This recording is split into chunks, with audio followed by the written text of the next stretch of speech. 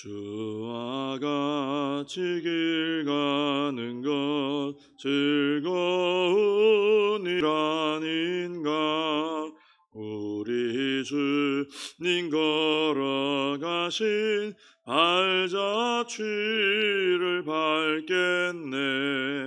한 걸음 한 걸음 주 예수와 함께 날마다 날마다 우리 걸어가리. 어린아이 같은 우리 미련하고 약하나 주의 손에 이끌려 생명길로 가겠네.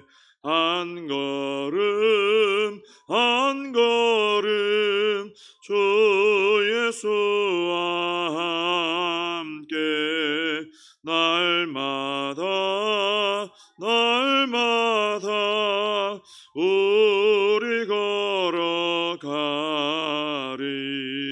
꽃이 피는 들판이나 험한 골짜기라도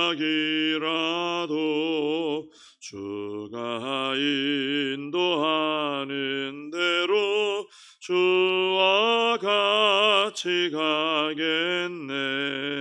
한 걸음 한 걸음 주 예수와 함께 날마다 날마다 우리 걸어가리.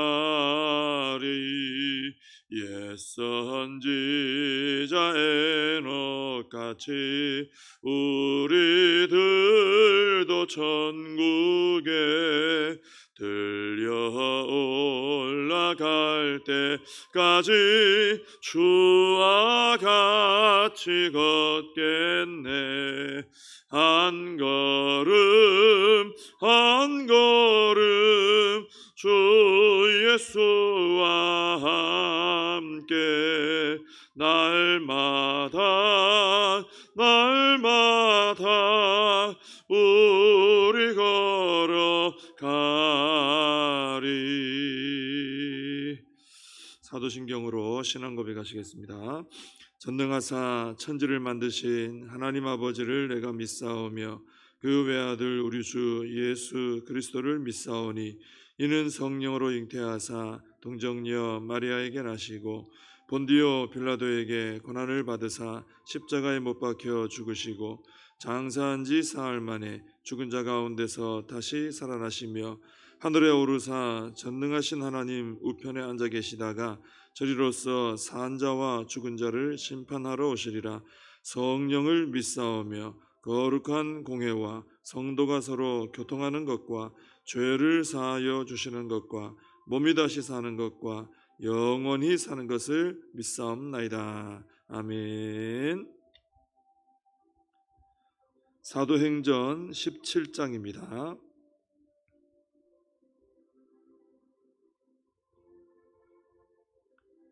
음악이 좀 나오고 있는 것 같은 느낌이 드는데, 그죠? 음악 소리 좀 꺼주시면 좋겠습니다. 사도행전 17장 1절에서 9절까지 제가 말씀 봉독해 드리겠습니다.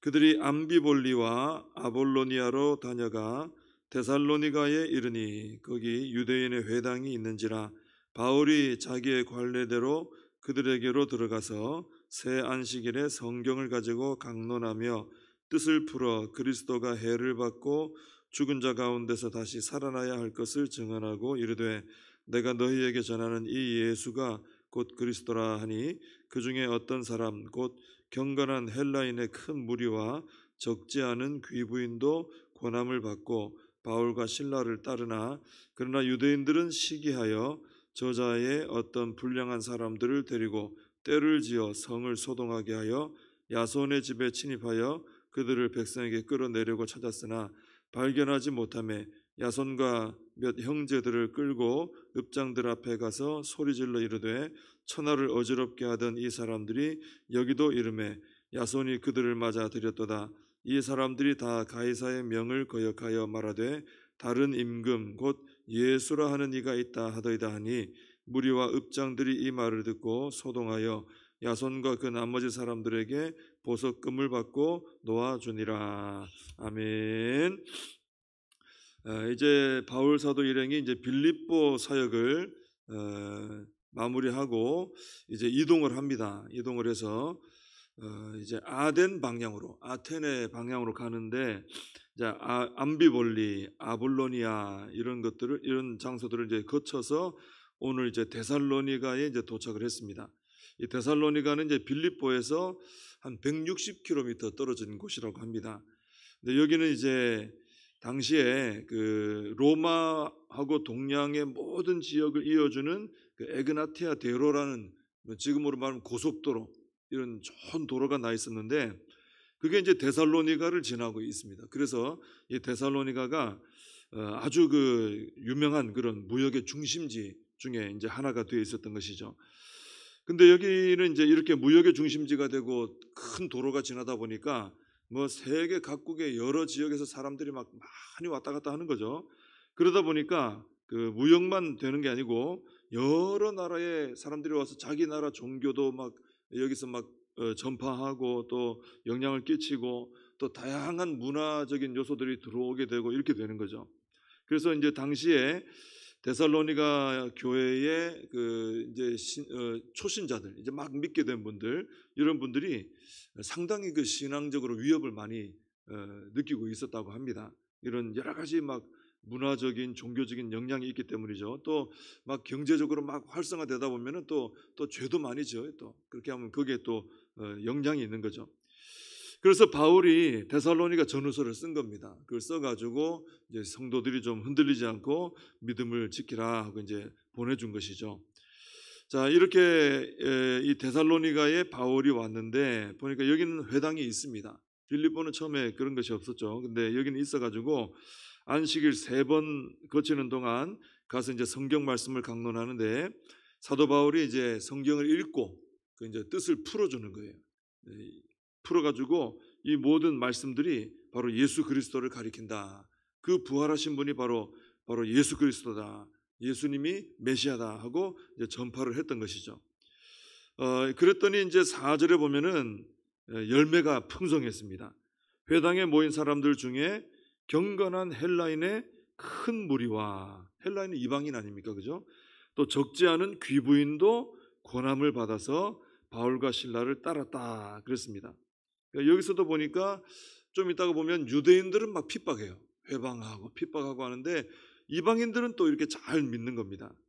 그리고 보니까 큰 무리 또 적지 않은 뭐 이런 표현을 볼 때 여기서 사역한 결과 열매가 참 많았다, 풍성했다 하는 것을 이제 알 수 있는 것이죠.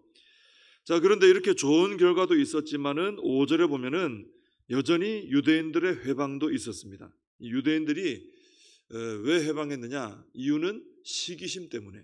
이 바울과 실라가 들어와서 많은 사람들이 예수님 믿고 구원받고 따르고 뭐 이렇게 존경하고 따르고 하니까 시기해가지고 어떻게 했냐면은 시장에 가서 불량배들을 동원한 거예요. 돈 주고 이렇게 데리고 왔겠죠. 그래가지고 성을 막 뒤집어 놓은 거예요. 우리 뭐 좀 불량배, 조직 폭력배 떠올려 보시면은 그 이미지가 막 거칠고 막 다 뒤집어 엎고 막 그러지 않습니까?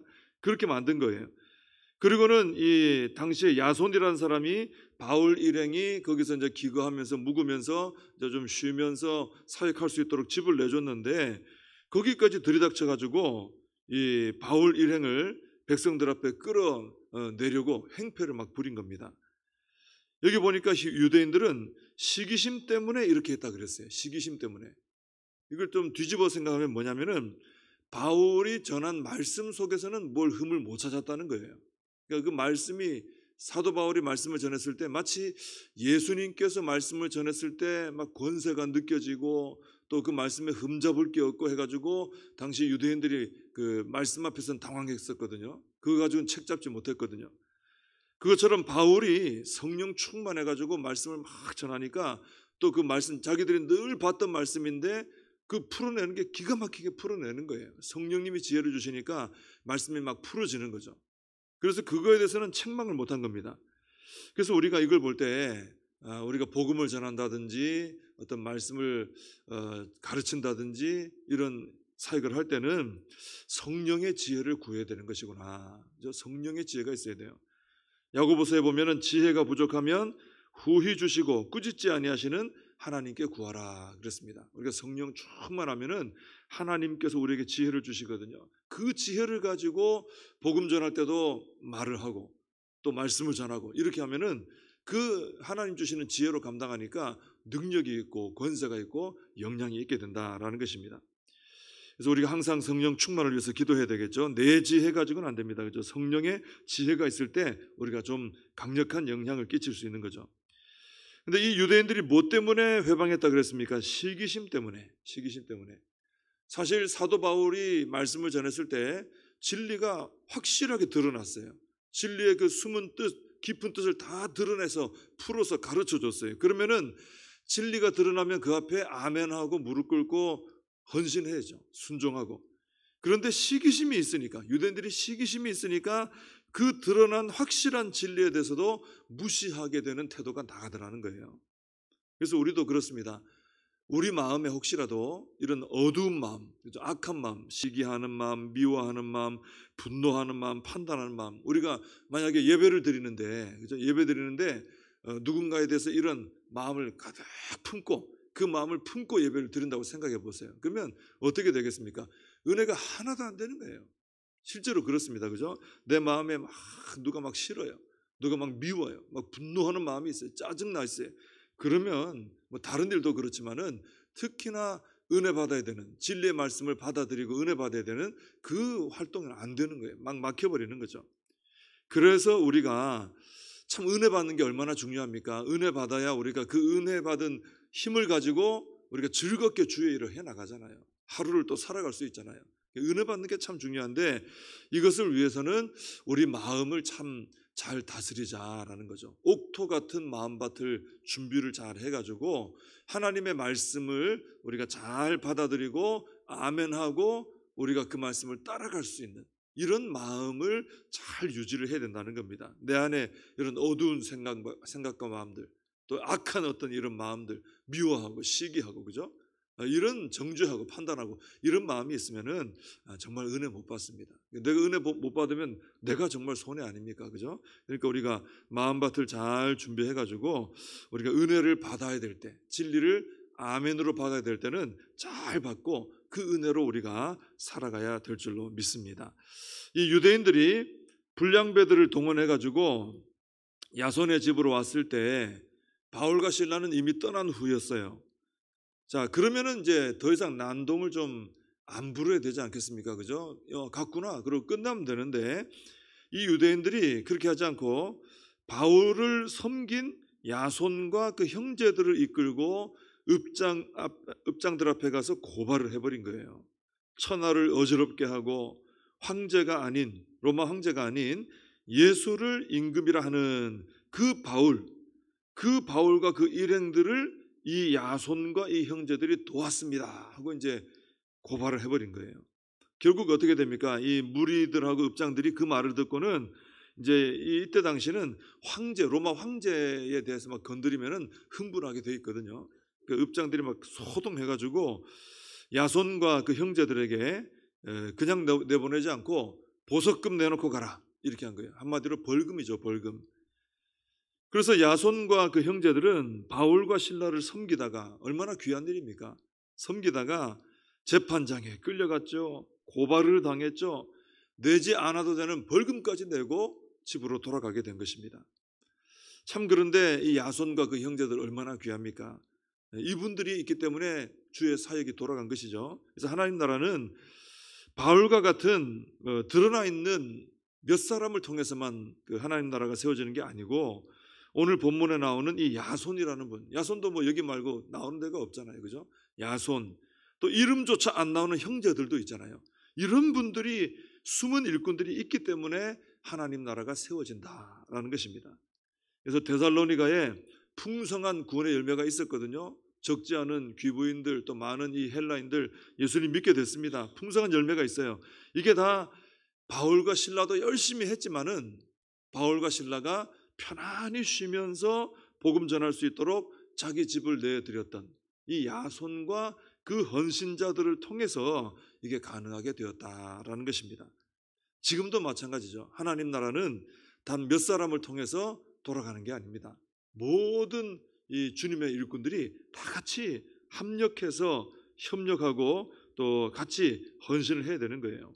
예를 들어서 이제 여름 사역 준비하는데 그죠? 우리 각 주일학교 부서에서 담당하시는 목사님들, 부장님들, 선생님들은 그건 정말 열심히 뛸 거예요. 그죠? 열심히 준비합니다. 근데 그분들만 열심히 해서는 안 되고 또 자녀들이 있는 부모님들 열심히 기도하고 협력을 해야죠. 또 모든 성도님들이 이 일에 관심을 가져야 되고 또 열심히 기도하며 마음을 모으고 또 내가 뭔가 헌신할 게 있으면 헌신하고 말이죠. 근데 뭐 와서 시간을 내서 헌신한다든지 물질로 한다든지 뭐를 하든지 내가 작정하고 기도하든지 이렇게 할 때 이 여름 사역은 그냥 여름에 뭐 행사하고 지나가는 게 아니잖아요. 이것은 하나님 나라를 세워나가는 아주 중요한 사역이죠. 이 여름 사역을 통해서 앞으로 우리 가정과 교회와 나라와 열방을 책임져 나갈 다음 세대가 지금 믿음으로 다듬어지고 세워지는 그런 역사가 일어나거든요. 여름 사역에. 이걸 위해서 우리가 참 마음을 모아야 된다라는 것입니다. 여름 사역뿐 아니라 모든 하나님 나라 사역들이 다 그렇습니다. 하나님 나라 사역은 몇 사람이 그냥 다 하고 끝 이게 아니고 다 같이 마음을 모아주셔야 돼요. 그래서 우리가 무슨 일이 있으면은 그런 마음을 품어야 되는 거죠. 아, 저거는 저분들이 알아서 하면 되는 거구나. 그게 아니라 교회에서 무슨 일이 있으면은 내가 마음을 모아야지. 내가 뭐 실제로 그 사역 안에 가운데 들어가지 못한다 할지라도 내가 이것을 위해서 내가 기도해야지. 뭐라고 내가 하나님 이 일을 위해서 내가 헌신할 게 뭐가 있습니까? 그래서 그렇게 기도해야 돼요. 하나님 제가 이때 이 일을 위해서 제가 뭘 할까요? 이거 정말 좋은 태도입니다. 그러면 하나님께서 내가 할 일이 뭔지 알려주시죠. 그렇게 해서 헌신을 하면 그 헌신을 통해 막 앞에서 막 활동하고 했던 분은 아닐지라도 그 숨어져 있었던 그 헌신자를 통해 주님의 일들이 이루어지도록 역사해 주신다라는 것입니다. 우리가 바울과 실라도 우리가 기억해야 되겠지만은 이분들을 섬겼던 야손과 그 형제들 꼭 기억하면서 하나님 제가 때로는 바울처럼도 사역하게 하시고 때로는 제가 야손처럼도 헌신할 수 있게 해주시옵소서. 기도하고 헌신하는 우리가 되어야 할 줄로 믿습니다. 기도하겠습니다. 하나님 아버지, 하나님 나라가 너무나 귀한데 그 하나님 나라를 세워나가는 일에 바울이 가장 두드러지긴 했지만 바울 혼자서 한 것이 아니고 바울과 실라와 디모데와 또 바나바와 많은 사람들이 헌신자들이 있었고 또 야손처럼 섬긴 자들 있었습니다. 하나님 아버지 이름도 없는 형제들도 있었습니다. 이분들이 다 협력했기 때문에 같이 합력해서 마음을 모아주었기 때문에 귀한 하나님 나라 사역이 풍성하게 이루어진 것을 보게 됩니다. 하나님 우리 복정교회도 또 앞장서서 일하시는 분도 있겠지만은 또 모든 성도님들이 마음을 모아주고 같이 합심하고 하나님 제가 이번 일에 어떻게 헌신할까요? 기도하면서 하나님의 인도하심을 따라 헌신함으로 다 같이 마음 모아 사역을 감당하고 하나님 나라를 함께 세워나가는 저희들 모두가 되게 하여 주시옵소서. 예수님의 이름으로 기도하옵나이다. 아멘. 주님 가르쳐 주신 기도로 예배를 마칩니다. 하늘에 계신 우리 아버지여 이름이 거룩히 여김을 받으시오며 나라의 임하옵시며 뜻이 하늘에서 이룬 것 같이 땅에서도 이루어지이다. 오늘날 우리에게 일용할 양식을 주옵시고 우리가 우리에게 죄진 자를 사하여 준 것 같이 우리 죄를 사하여 주옵시고 우리를 시험에 들게 하지 마옵시고 다만 악에서 구하옵소서. 대개 나라와 권세와 영광이 아버지께 영원히 있사옵나이다. 아멘. 말씀 붙들고 함께 기도하시고 이 나라 민족을 위해서 기도해 주시고 복정교회 우리 교회와 또 다음 세대 또 우리 각자의 사명을 붙들고 또 여름 사역을 붙들고 함께 기도하겠습니다.